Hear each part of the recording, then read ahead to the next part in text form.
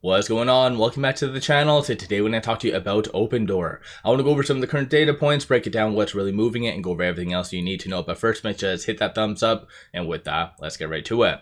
So it is down 2.89%, 170 the low, 193 the high. Market does close roughly in around 5 minutes on an FYI, but 131 million shares being traded, 296 is the average. So today you are seeing rather low volume, but that is happening across the board, not specific to Opendoor. You are seeing a nice recovery as far as it hitting the bottom of that 170, but surprisingly enough, it actually is because of shorts. So at the time of doing this video, shorts are returning 1.4 million shares.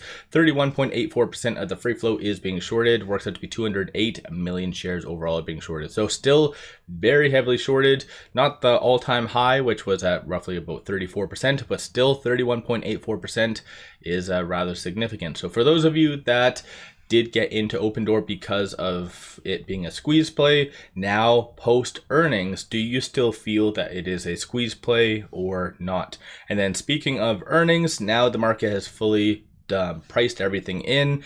I will go over some of this near the end of the video. It's roughly around 8 minutes long, but this is the risks and concerns. So this is pretty much what did cause Opendoor to go down. At the same time, these are all the recent ratings that did come out from Analyst. So you did see a small handful. And so you had a downgrade 70-cent price target, sell steady. Analyst has a 48% success rating. You had a buy by JP Morgan. No price target was given. Analyst has a 67% success rating. $1.60 price target, UBS. Lloyd, 65% success rating. And 80-cent price target, sell. Bank of America. Curtis has a 45% success rating. So most likely that's it for ratings. You might see maybe one more possibly pop up, but this is pretty much it. As a consensus, $1.03 is that price target. That's over the last 3 months, and that does work out to be a 44% downside. So what's your general thoughts on that? Do you think that a lot of these analysts and firms have a financial interest in giving negative ratings, or do you think that is fair given the recent earnings? As far as news, there wasn't really all that much today associated to Opendoor, nor has there been any macro data points. So it's just been largely institutions buying, selling, and shorts. So when it comes down to shorts, like I said, they are returning, adding a certain amount of buying pressure. Just to give you an overview though, at its peak, they were increasing just shy of 4 million shares. So shorts were doing their thing as per usual, really hitting hard and fast, causing the stock price to go down, and then once they do their damage, they kind of withdraw. So this is why you did see that massive dip right there, which did cause it to go higher. So kind of interesting kind of stuff as far as that. Looking at the options, 6.07 million in calls, 2.9 million in puts. 47% of all the options being done though are bearish in nature. Coming from the bulls, you see a consensus for it to be above roughly 2 to 250 going into tomorrow, so tomorrow being Friday, and then the bears are anticipating for it to be sub $1.50. So what's your kind of thoughts on that? With us at $1.84, there's a little bit more upside, but still there's a lot of bearishness when it comes down to the options. With tomorrow being Friday, just take note of the open interest. So you do have 56,000 at that 2, 98,000 at that 250, and then 72,000 at that 3. So market makers and shorts do have a financial interest in to kind of ensure that Opendoor stays below $2. So tomorrow you might see shorts very, very active if potentially it does get close to that $2 range. So something to keep in mind. These are all the transactions occurring on the secondary market above $100,000. Most regrettably are sells, except for these two right here, 152,000 and then 112,000. But still, based on their earnings, I think that is rather fair, I guess. Aside from all that though, these are all the transactions that did occur on the dark pool. So dark pool is often enough used by shorts as well as hedge funds. So a couple big ones. So 2.8 million, 2.6, and that seems to be the ones, large ones above the 1 million mark. Right now though, with at 185, looks like the market just closed right now. So it did close between this S1 and this S2. So $1.65 is going to be a strong support, and then $1.87 will be that key point you really want to watch for it to get above tomorrow if you're going to see any sort of recovery. So definitely the fact that it also did close below that shows that it is a fairly heavy resistance point.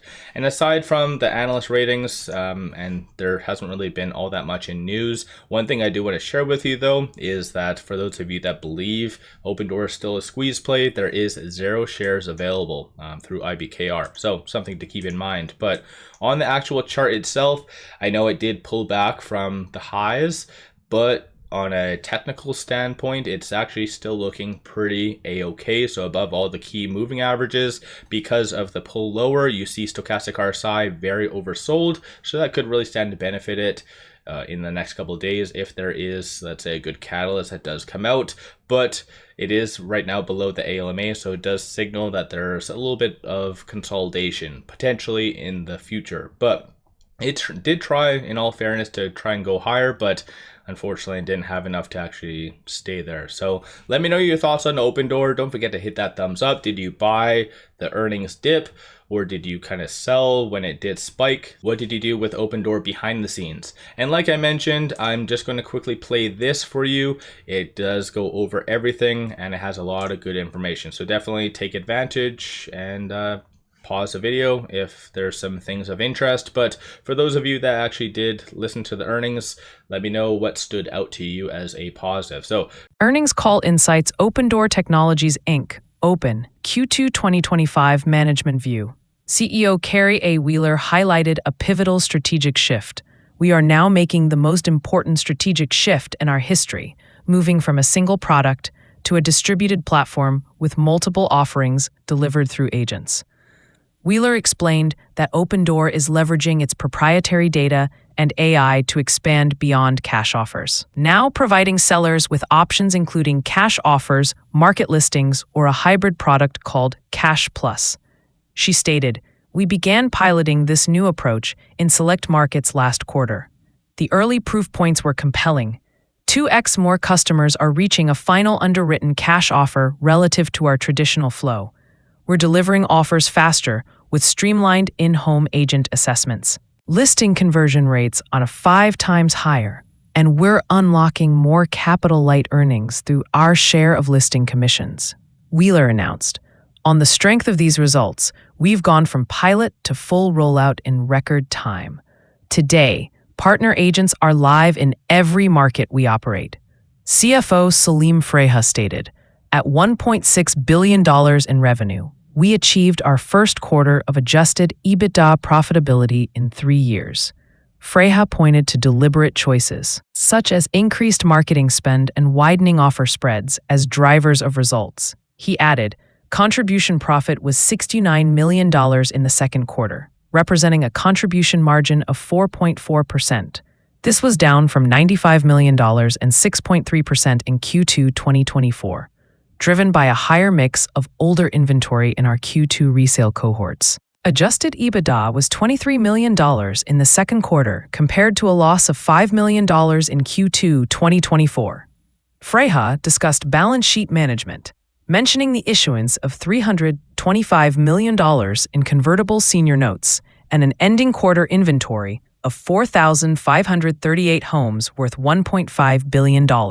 Outlook. 𝗪𝗧 shared, "Our guidance for the third quarter of 2025 includes the following: approximately 1,200 homes acquired, revenue between $800 million and $875 million, contribution margin of 2.8% to 3.3%, adjusted EBITDA between negative $28 million and negative $21 million, and stock-based compensation expense between $10 million and $12 million.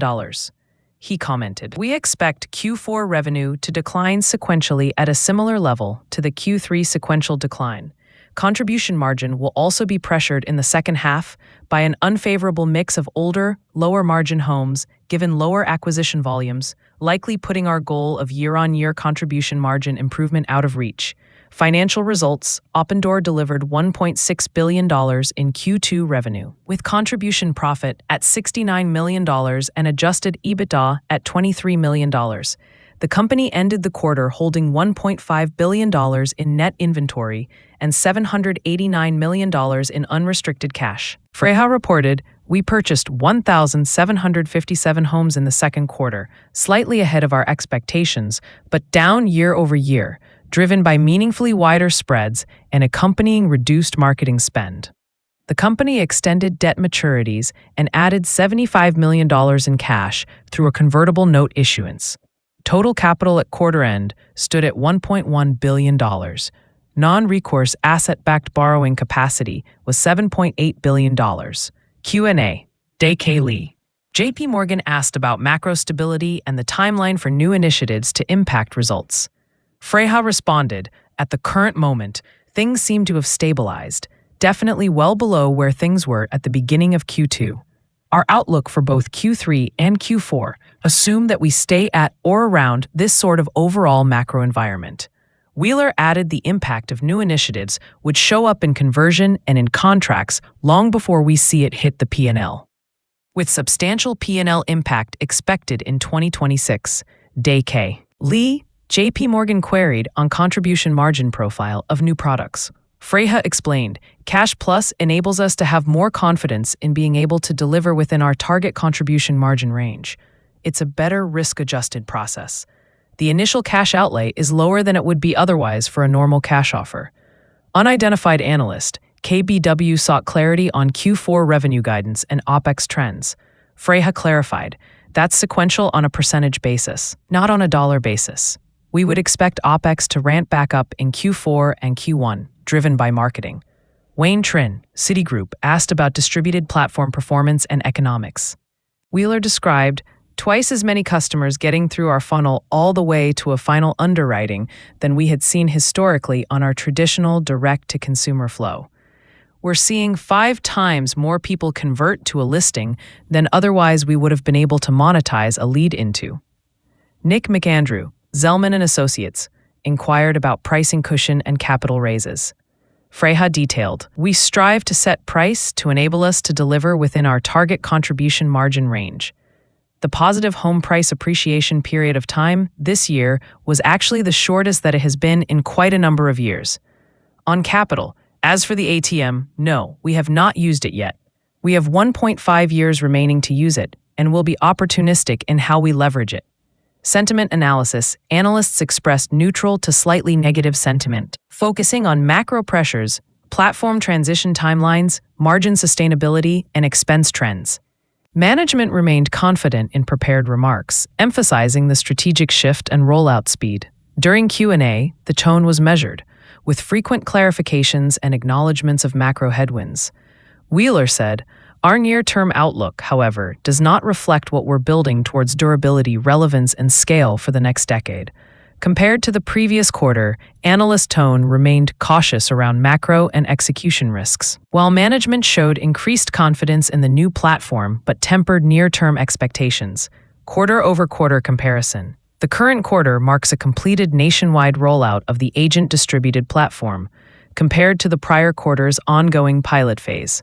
Revenue increased from $1.2 billion to $1.6 billion sequentially, but acquisition volumes fell from 3,609 homes to 1,757 homes, reflecting macro caution and wider spreads. Contribution margin declined from 4.7% in Q1 to 4.4% in Q2, with management attributing this to older inventory mix. Adjusted EBITDA swung from a loss of $30 million in Q1 to a profit of $23 million. Signaling improved cost leverage, management tone shifted from emphasizing cost discipline and pilot expansion to highlighting broad platform rollout and the path to long-term scalability. Analyst questions in both quarters focused on margin sustainability, acquisition pacing, and agent channel economics, but this quarter saw heightened scrutiny of revenue outlook and timing for new initiatives to impact P&L risks and concerns. Management cited ongoing macro headwinds, including persistently high mortgage rates and lower clearance and record delistings. Guidance reflects expectations of pressured contribution margin in H2 2025 due to unfavorable inventory mix and lower acquisition volumes. Wheeler addressed the risk of delayed revenue impact from the new platform, noting material P&L benefits would likely emerge. In 2026, analyst questions probed the risk of home price volatility, margin compression, and the sustainability of cost controls. Final takeaway. Opendoor is executing a major strategic pivot with the full rollout of its agent-distributed platform and hybrid product suite, signaling a move toward capital-light, higher-margin revenue streams.